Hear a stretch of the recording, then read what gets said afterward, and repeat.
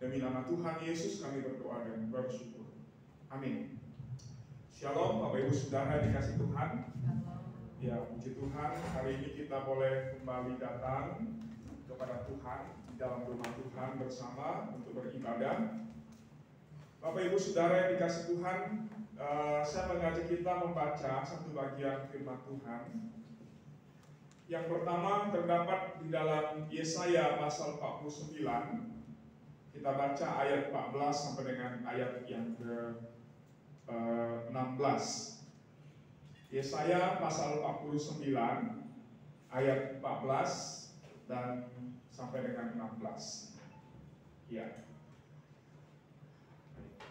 Bapak Ibu Saudara dikasih Tuhan, saya akan baca dari ini di tangan saya ini adalah Alkitab terjemahan baru 2. Jadi beberapa waktu yang lalu, minggu yang lalu kami ikut penjemaatan Alkitab yang diadakan oleh Lembaga Alkitab Indonesia. Ini adalah terjemahan revisi, ya, terjemahan revisi dari terjemahan baru yang sebelumnya, yang selama ini kita pakai, begitu ya. Nah, nanti ketika saya baca, Bapak Ibu akan menemukan ada beberapa kata yang berbeda, ya. Dan ini sekarang sedang dicetak dan akan disebarkan ke gereja-gereja, ya. Dan ke depan diharapkan gereja-gereja Tuhan akan memakai terjemahan baru yang kedua. Memang kalau kita melihat ada beberapa perubahan kata-kata, ya, atau istilah yang dipakai di dalam Alkitab terjemahan baru yang kedua ini, ya. Dan mungkin bagi kita yang sudah biasa baca Alkitab terjemahan yang sekarang ini akan merasa agak kesulitan, ya, ketika membaca terjemahan yang baru. Tapi ya kita mengikuti perkembangan yang ada, ya, karena memang terjemahan baru ini ada penjelasan yang lebih memudahkan kita, ya, kata-kata yang lebih memudahkan kita untuk membaca, begitu ya. Sebagai contoh, misalnya kita ketemu kata ipuh. Apa itu ipuh, gitu kan? Itu satu istilah yang asing bagi kita. Itu sesuatu yang tidak biasa kita dengar, begitu ya. Tapi ipuh itu artinya adalah racun, racun yang mematikan atau racun yang sangat pahit yang mematikan. Nah, maka dalam Lembaga Alkitab Indonesia, ya, kata itu kemudian diganti dengan racun yang pahit, ya, untuk memudahkan kita memahami, mengerti istilah-istilah yang ada di dalam Alkitab. Nah, baik, mari kita bersama kembali kepada teks firman Tuhan yang akan kita baca di dalam Yesaya 49. Kita baca ayat yang ke-14 sampai dengan 16. Baik, kalau sudah kita temukan, mari kita baca bersama-sama. 1, 2, ya. Sion berkata, Tuhan telah meninggalkan aku, dan Tuhanku telah melupakan aku. Dapatkah seorang perempuan melupakan bayinya, dan tidak menyayangi anak dari kandungannya? Kalaupun dia melupakannya, aku tidak akan melupakan engkau. Lihat, aku telah melukiskan engkau di telapak tanganku. Tembok-tembokmu senantiasa di pelupuk mataku. Ya, ada beberapa kata yang berbeda, ya, dari ini, ya. Kalau di dalam ayat yang ke-15 itu dalam terjemahan baru itu memakai kata sekalipun, ya. Tapi kalau dalam terjemahan baru 2 itu menggunakan kata kalaupun, ya. Nah, ini penekanannya lebih dalam, ya, Bapak Ibu Saudara, ya. Sekalipun dengan kalaupun itu beda pengertiannya, ya. Sekalipun itu artinya bisa karena kondisi tertentu, begitu ya. Tapi kalaupun itu artinya tidak ada kemungkinan, ya. Nah, tidak ada kemungkinan bagi Tuhan untuk melupakan kita. Lalu kemudian juga di dalam ayat 16 bagian terakhir itu juga ada perbedaan kata. Kalau dalam terjemahan baru itu menggunakan istilah di ruang mataku, ya. Tapi dalam terjemahan baru 2 itu menggunakan di pelupuk mataku, ya. Ruang mata artinya pelupuk, artinya di dalam penglihatan Tuhan. Nah, ini terjemahan-terjemahan yang agak berbeda di situ. Kemudian yang kedua, mari kita baca di dalam Wahyu pasal 22 ayat yang keempat. Wahyu 22 ayat yang keempat. Baik, kalau sudah temu kita baca bersama-sama. Wahyu pasal 22 ayat yang keempat. Ya. 1, 2, ya. Mereka akan melihat wajahnya dan namanya akan tertulis di dahi mereka. Ya. Bapak Ibu Saudara yang dikasih Tuhan, ini dua teks firman Tuhan yang menjadi perenungan kita pada pagi hari ini dengan satu tema, yaitu tato Allah. Nah, ini temanya ini agak unik gitu ya. Dan memang kata tato itu cenderung artinya apa? Negatif begitu ya. Sesuatu yang dalam konotasinya atau maknanya itu adalah makna yang negatif gitu ya, Bapak Ibu Saudara ya. Karena memang kalau ditanya apakah orang Kristen boleh pakai tato, menurut Bapak Ibu boleh nggak? Siapa di sini yang ada tato di tubuhnya? Ada? Nah, Bapak Ibu Saudara dikasih Tuhan, memang Alkitab terjemahan baru, ya, Alkitab versi terjemahan baru tidak ada menggunakan kata tato, tapi hanya menggunakan kata meraja, ya, raja. Itu dalam Imamat 19 ayat 28 dikatakan, janganlah kamu menggores tubuhmu karena orang mati, dan janganlah kau meraja tanda-tanda pada kulitmu, akulah Tuhan. Ya, di dalam terjemahan yang lain, versi ayat yang terbuka, di situ menggunakan kata tato. Dikatakan di sana, jangan melukai tubuhmu dengan cara untuk mengenang orang mati. Jangan membuat tato pada tubuhmu, akulah Tuhan. Nah, Bapak Ibu Saudara dikasih Tuhan, dari Imamat 19 ayat 28 ini kita mengerti bahwa orang Kristen, orang yang percaya kepada Tuhan atau manusia siapapun itu dilarang untuk menggunakan tato, ya, atau merajah tubuhnya dengan gambar, dengan tulisan apapun. Kenapa?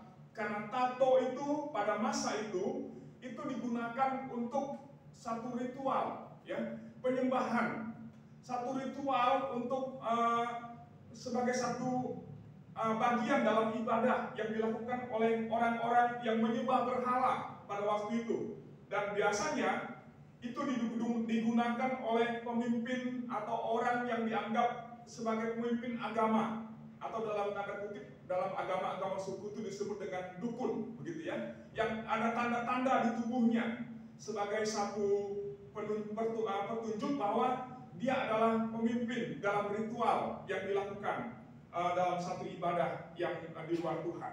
Nah, karena itu Bapak Ibu Saudara dikasih Tuhan, jelas sekali firman Tuhan melarang untuk melakukan itu.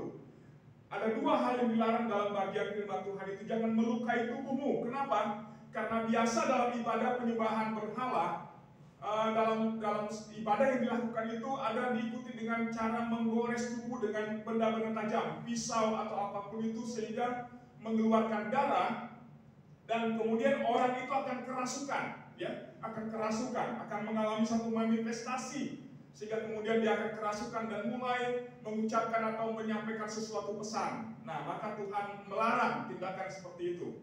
Nah, Bapak Ibu Saudara dikasih Tuhan, tapi berkaitan dengan tema kita, apa yang ingin kita renungkan bersama berkaitan dengan tema ini, tato Allah. Nanti kita akan bersama-sama belajar dari bagian firman Tuhan ini. Nah, Bapak Ibu Saudara yang dikasih Tuhan, kalau kita membaca di dalam ayat 14, di situ ada satu ungkapan yang diucapkan oleh Sion atau Yerusalem, umat Allah, sebagai perlambangan dari umat Allah, yaitu bangsa Israel. Mereka berkata, Tuhan telah meninggalkan aku, dan Tuhanku telah melupakan aku. Kenapa muncul ungkapan seperti ini, Bapak Ibu Saudara yang dikasih Tuhan? Karena pada waktu itu, keadaan dari umat Tuhan itu sedang berada dalam situasi yang tidak baik. Mereka sedang dijajah oleh bangsa Babel.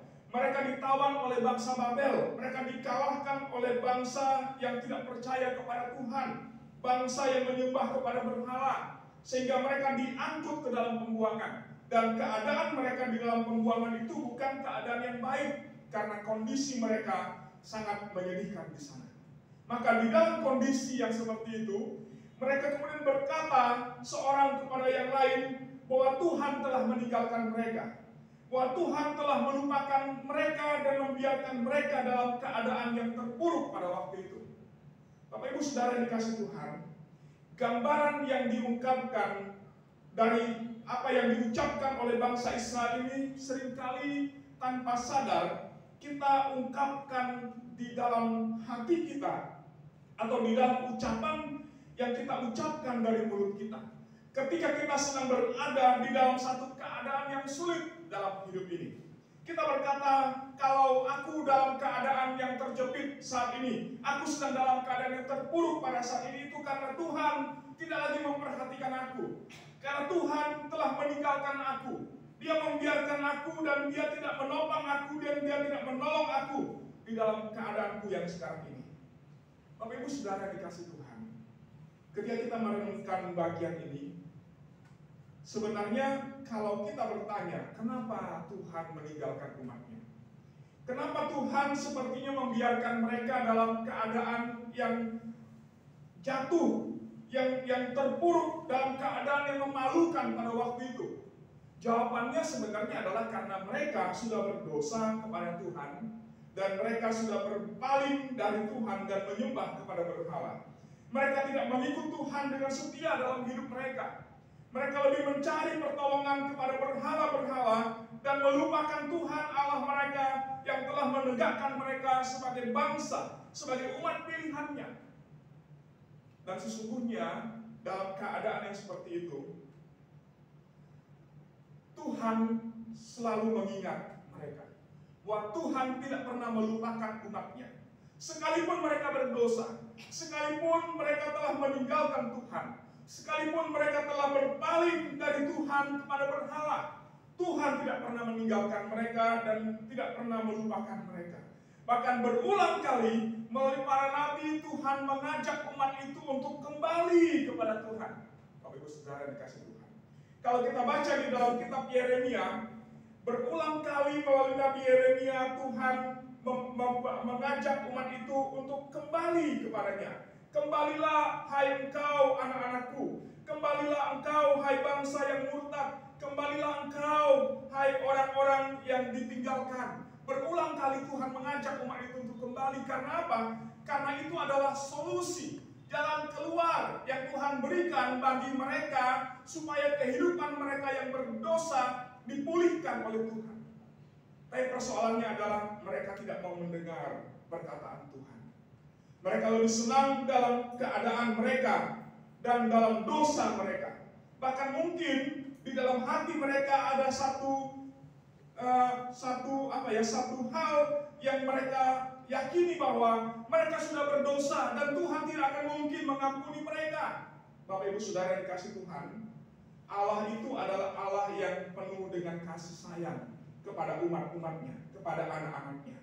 Bahwa Tuhan tidak akan mungkin membiarkan umatnya dalam keadaan mereka yang berdosa dan tidak akan memulihkan keadaan mereka. Karena Tuhan itu adalah Allah yang penuh dengan kasih, maka Dia datang kepada umatnya di dalam keberdosaan mereka untuk mengundang mereka kembali kepadanya. Maka di dalam 1 Yohanes pasal 1 ayat 7 sampai dengan 9 kita menemukan ada ungkapan undangan yang Tuhan berikan kepada umatnya. Dikatakan apa? Kalau kita mengaku dosa kita, maka apa? Ia adalah setia dan adil, maka Ia akan mengampuni dosanya, akan memulihkan kehidupan mereka. Ini adalah undangan Tuhan, Bapak Ibu Saudara dikasih Tuhan. Tetapi persoalannya adalah umat Tuhan tidak mau mempedulikan, tidak mau mengindahkan, tidak mau menerima undangan Tuhan untuk kembali kepadanya. Mengaku dosa mereka, merendahkan diri di hadapan Tuhan karena mereka nyaman dengan dosa-dosa mereka. Dan ini menjadi satu pembelajaran bagi kita sebagai umat Tuhan, supaya kita akhirnya disadarkan bahwa Allah kita itu adalah Allah yang penuh dengan kasih. Kalau kita berdosa sekalipun, di dalam kasih-Nya Dia akan menerima kita dan memulihkan kehidupan kita. Asal kita mau datang kepada Tuhan, kembali kepadanya. Bapak Ibu Saudara yang dikasih Tuhan, dari bagian ini, kalau kita membaca di dalam ayat yang ke-15 sampai dengan 16, di situ merupakan respon Tuhan, jawaban dari Tuhan kepada umat itu, kepada orang Israel yang merasa bahwa mereka ditinggalkan. Maka di situ, Bapak Ibu Saudara dikasih Tuhan, Tuhan menggunakan satu ungkapan yang sangat dalam. Kalau kita perhatikan di dalam ayat yang ke-15, Tuhan menggunakan satu istilah atau satu gambaran untuk menunjukkan dirinya sebagai Allah yang penuh dengan kasih. Dikatakan di dalam ayat 15, dapatkah seorang perempuan melupakan bayinya dan tidak menyayangi anak dari kandungannya? Di sini ibu-ibu, siapa di antara ibu-ibu yang ada di sini yang akan melupakan anak-anaknya atau akan membiarkan anak-anaknya, tidak mempedulikan anak-anaknya, yang tidak mengasihi anak-anaknya? Ada?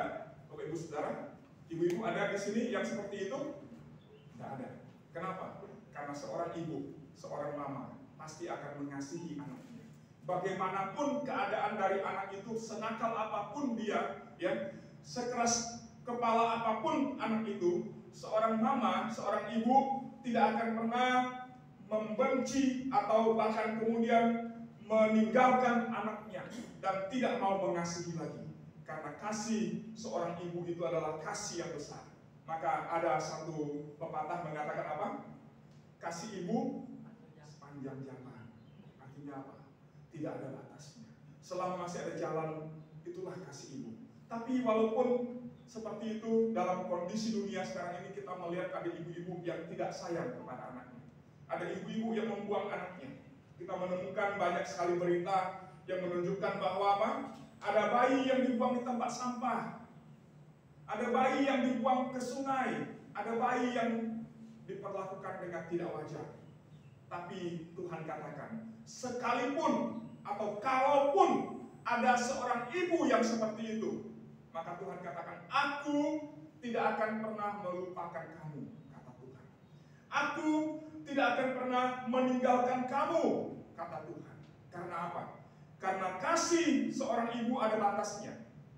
Walaupun kasih itu adalah kasih yang terbesar yang dapat diberikan oleh seorang ibu kepada anak, tetapi kasih Tuhan lebih besar daripada kasih seorang ibu. Seorang ibu bisa melupakan anaknya dan membuang anaknya, tetapi Tuhan tidak akan mungkin pernah membuang dan meninggalkan anak-anak yang Dia kasihi. Karena itu Bapak Ibu Saudara yang dikasih Tuhan, di dalam kesedihan dan keputusasaan dari umat itu, Tuhan memberikan satu jawaban yang pasti kepada mereka, bahwa Dia tidak akan pernah melupakan umatnya. Dia tidak akan mungkin pernah meninggalkan mereka dan tidak akan peduli kepada mereka ketika mereka berada di dalam situasi yang terpuruk, dalam keadaan yang memalukan pada waktu itu. Karena Dia adalah Allah yang kasih. Karena itu Tuhan berjanji melalui Nabi Yesaya akan mengangkat mereka dan memulihkan keadaan mereka. Kalau kita membaca mulai dari ayat 17 sampai dengan ayat yang ke-26, di situ menggambarkan bagaimana Tuhan akan menunjukkan kasih-Nya kepada umat itu, menunjukkan bagaimana Dia akan memulihkan keadaan mereka, bahkan di dalam dengan cara yang tidak akan pernah diduga dan dipikirkan oleh umat itu sekalipun. Bapak Ibu Saudara dikasih Tuhan, dalam keadaan dan kondisi kita yang sekarang, Tuhan ingin agar kita ingat bahwa Tuhan Yesus, Juru Selamat kita, tidak pernah melupakan kita. Bahwa Tuhan itu adalah Tuhan yang penuh dengan kasih setia dan rahmat di dalam kehidupan kita sebagai anak-anaknya. Bahwa Dia tidak melupakan kita. Kita mungkin bisa melupakan Tuhan. Kita mungkin dalam satu saat dalam kehidupan kita bisa meninggalkan Tuhan. Kita mungkin dalam kehidupan kita ada titik di mana kita lebih mendengarkan apa yang kita mau, yang kita ikuti dari dalam hati kita, daripada kita mendengarkan suara Tuhan yang berkata kepada kita untuk menuntun kita di dalam kehidupan kita. Tapi Tuhan katakan, sekalipun kamu melakukan hal-hal yang seperti itu, aku sekali-kali tidak akan meninggalkan engkau. Kalaupun seorang ibu dapat melupakan anaknya, tapi aku tidak akan pernah melupakan engkau, kata Tuhan. Maka di dalam kondisi apapun kita pada saat ini, Tuhan mau katakan kepada kita semua, umatnya, anak-anak yang Dia kasihi, bahwa aku tidak melupakan engkau. Aku ada bersama dengan engkau. Maka Bapak Ibu Saudara dikasih Tuhan, ingatlah selalu firman Tuhan. Peganglah firman Tuhan ini dalam hidup kita. Maka ketika hati kita tergoda untuk berkata, Tuhan tidak mengindahkan aku, Tuhan tidak mempedulikan aku sudah berdoa, aku sudah berharap, tapi Tuhan tidak mendengarkan aku. Dia tidak mengindahkan aku. Mari firman Tuhan ini menjadi pengingat dan penguatan, peneguhan bagi kita semuanya. Tuhan yang penuh dengan kasih itu tidak melupakan kita. Dia tidak akan meninggalkan kita. Amin. Yang kedua, Bapak Ibu Saudara yang dikasihi Tuhan, bahwa kasih Tuhan atau belas kasihan-Nya itu digambarkan sebagai belas kasihan yang tidak akan pernah gagal bagaimanapun situasi hidup kita. Kalau kita lihat keadaan dari umat Tuhan pada waktu itu, mereka tidak lagi ada di tanah perjanjian. Mereka tidak ada lagi di Yerusalem karena mereka sudah diangkut ke dalam pembuangan. Dan itu adalah sesuatu yang memalukan. Tapi Tuhan mau katakan bahwa di dalam keadaan yang seperti itu, Tuhan tidak melupakan mereka. Bahwa Tuhan tidak akan membiarkan mereka. Karena apa? Karena belas kasihan-Nya, kasih sayang-Nya di dalam hidup kita tidak akan pernah gagal atau tidak pernah ditepati di dalam hidup kita. Pasti akan digenapi di dalam kehidupan kita yang percaya kepada Tuhan Yesus Kristus. Maka Bapak Ibu Saudara yang dikasihi Tuhan, Tuhan katakan bahwa kalaupun seorang ibu dapat melupakan anaknya, Aku tidak akan melupakan engkau. Karena apa? Karena sifat Allah, karakteristik yang ada di dalam diri Allah tidak akan mungkin pernah menggagalkan apa yang telah Dia janjikan kepada kita umatnya. Karena sifatnya yang setia dan adil itu tidak akan mungkin pernah membiarkan diri kita dalam keadaan dan terus membiarkan kita dalam keadaan yang seperti itu. Karena akan ada waktunya Tuhan akan melawan kita dan memulihkan keadaan kita. Maka kepada bangsa Israel yang sedang ada di pembuangan, melalui Nabi Yeremia, di dalam Yeremia pasal yang ke-29 ayat yang ke-11, Tuhan katakan kepada mereka, sekalipun kamu saat ini sedang ada di dalam pembuangan, sekalipun kamu saat ini sedang ada di dalam keadaan yang memalukan, karena bangsa-bangsa yang mengejek engkau, merendahkan engkau, tetapi Tuhan katakan kepada mereka apa? Aku ini tahu rancangan apa yang ada padaku tentang kamu, yaitu bukan rancangan untuk mendatangkan kecelakaan, tapi rancangan untuk mendatangkan damai sejahtera hidup kepada kami. Bapak Ibu Saudara yang dikasihi Tuhan, maka di dalam hal ini Tuhan juga menginginkan kita sebagai anak-anaknya untuk tetap percaya kepada Tuhan. Bagaimanapun keadaan kita saat ini, tetaplah percaya kepada Tuhan.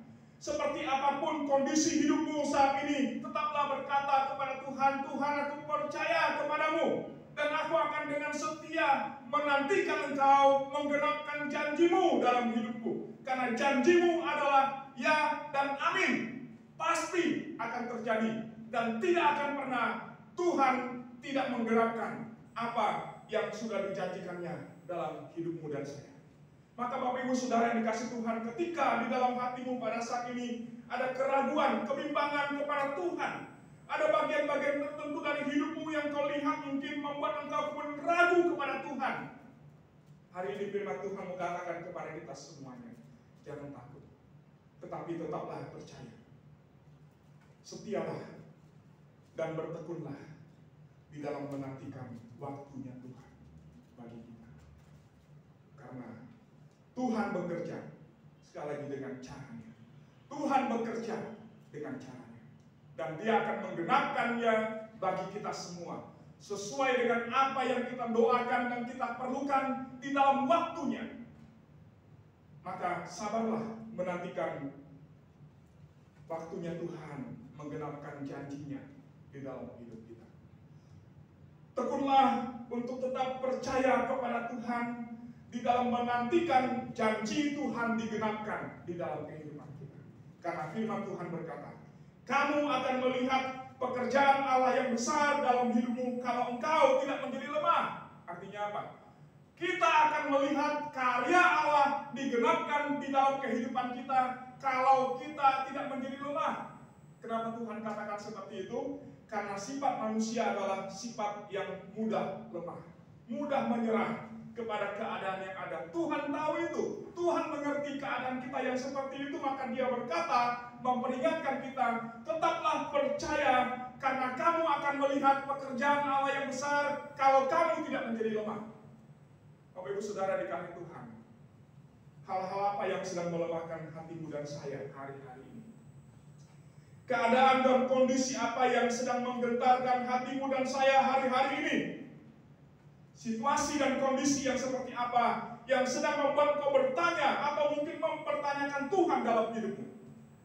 Maka Tuhan mau berkata kepada kita hari ini bahwa kalaupun seorang ibu dapat melupakan anaknya, Aku tidak akan melupakan engkau, karena janjiku adalah ya dan amin. Karena Tuhan setia, maka Dia setia kepada kita. Karena Dia adalah Tuhan yang baik, maka Dia akan menyatakan kebaikannya dalam hidup kita. Karena itu Tuhan hanya minta satu hal, tetaplah kuat di dalam Tuhan. Jadilah kuat di dalam Tuhan. Jangan lemah, jangan goyah imanmu. Tetap percaya dan nantikanlah Tuhan. Maka kita akan melihat Dia menunjukkan belas kasihan-Nya, kemurahan-Nya di dalam kehidupan kita. Mungkin kita bertanya bagaimana atau apa yang menjadi tanda atau bukti bahwa Tuhan itu kasih yang besar dalam hidupku. Bapak Ibu Saudara dikasih Tuhan, maka Tuhan menunjukkan kepada kita di dalam 2 ayat dari firman Tuhan yang sudah kita baca. Di dalam ayat yang ke-16 dari Yesaya 49 firman Tuhan berkata, "Lihat, Aku telah melukiskan engkau di telapak tanganku, tembok-tembokmu senantiasa di pelupuk mataku." Bapak Ibu Saudara dikasih Tuhan, tanda yang Tuhan berikan kepada kita sebagai satu peneguhan bahwa Dia adalah Allah yang setia, yang tidak akan pernah melupakan janjinya di dalam hidup kita. Dengan apa? Dia katakan, "Aku melukiskan namamu di telapak tanganku." Ungkapan ini ingin menunjukkan kepada kita bahwa ketika Tuhan melukiskan nama kita di telapak tangan kita, artinya apa? Nama itu akan tetap ada. Bapak Ibu Saudara yang dikasih Tuhan, sifat dari tato itu apa? Tato itu akan tetap melekat di tubuh orang yang sudah dirajah itu. Tidak akan mungkin bisa hilang. Bagaimanapun caranya untuk menghilangkan, pasti ada apa? Bekasnya, betul ya? Bapak Ibu pernah lihat ada orang yang punya tato, lalu kemudian dia coba hilangkan tato itu. Akibatnya apa? Mungkin tintanya bisa lepas, bisa keluar, bisa cair, tidak lagi ada di dalam kulit. Tapi apa? Tinggal bekas-bekas yang akan membuat kulit itu menjadi cacat. Artinya apa? Tato itu begitu melekat di dalam kulit kita, ya, di dalam tubuh kita, sehingga tidak bisa hilang. Maka ketika Tuhan berkata, "Aku menuliskan namamu di telapak tanganku." Bapak Ibu Saudara dikasih Tuhan, kenapa telapak tangan? Karena telapak tangan ini adalah sesuatu yang paling sering kita lihat sepanjang hari dalam hidup kita, betul ya? Ketika kita mau melakukan sesuatu, kita pasti akan lihat. Ketika saya mau pegang ini, pasti akan terlihat apa? Telapak tangan saya. Karena tidak mungkin saya akan pegang ini, tapi tidak melihat telapak tangan ini, Bapak Ibu Saudara. Tidak mungkin. Ketika saya pegang mic, saya ambil mic ini dari bawah, pasti saya akan lihat telapak tangan saya. Artinya apa? Ketika Tuhan berkata kepada kita bahwa nama kita ada di telapak tangannya, maka apa? Nama itu akan selalu Dia lihat, akan selalu Dia ingat, tidak akan mungkin Dia lupakan. Maka di dalam pandangan Allah, di dalam hati Allah, di dalam pikirannya, nama masing-masing kita selalu ada. Dan sesuai dengan janjinya, Tuhan katakan apa? Bahwa nama kita bukan hanya ada di telapak tangannya, tapi nama kita sudah tercatat di dalam kitab kehidupan. Amin. Artinya apa? Kita sudah punya jaminan yang Tuhan berikan bagi kita. Di dalam Wahyu pasal 22 ayat ke-4 yang kita baca tadi dikatakan apa? Nama Tuhan akan tertulis di sini, Bapak Ibu Saudara dikasih Tuhan, di dahi kita, di kening kita. Menjadi apa? Menjadi tanda tanda yang akan Tuhan kenakan dan melekat di dalam diri kita, menjadi satu tanda bahwa kita adalah milik Tuhan, kepunyaan Tuhan. Mungkinkah Tuhan akan melupakan milik kesayangannya? Tidak mungkin. Kita saja punya HP, Bapak Ibu Saudara dikasih Tuhan. Siapa di sini yang bisa lepas dari HP ini? Dari HP-nya masing-masing ada? Kemana kita pergi pasti HP ada di kantong minimal, betul ya? Atau ada di dalam tas kecil yang kita bawa tiap-tiap sehari. Dimanapun kita ada pasti ada di situ. Bapak Ibu Saudara, apalagi hari-hari ini, ya karena ketergantungan kepada HP, lebih baik tinggal dompet daripada tinggal HP, betul? Kalau tinggal dompet, gak apa-apa lah, masih bisa. Kalau tinggal HP, udah jalan pasti muter lagi, balik, ambil HP. Betul ya, Bapak Ibu Saudara ya? Ini gambaran yang kecil saja, menunjukkan bagaimana Tuhan melihat hidup kita. Lebih daripada HP di tangan kita. Demikianlah hidup kita di dalam tangan Tuhan. Dia tidak pernah melupakan. Dia selalu ingat kita. Dan kalau dia ada, kalau kita ada di dalam hati Tuhan, di dalam pikiran Tuhan, maka tidak mungkin dia melupakan kita. Tidak mungkin dia membiarkan kita.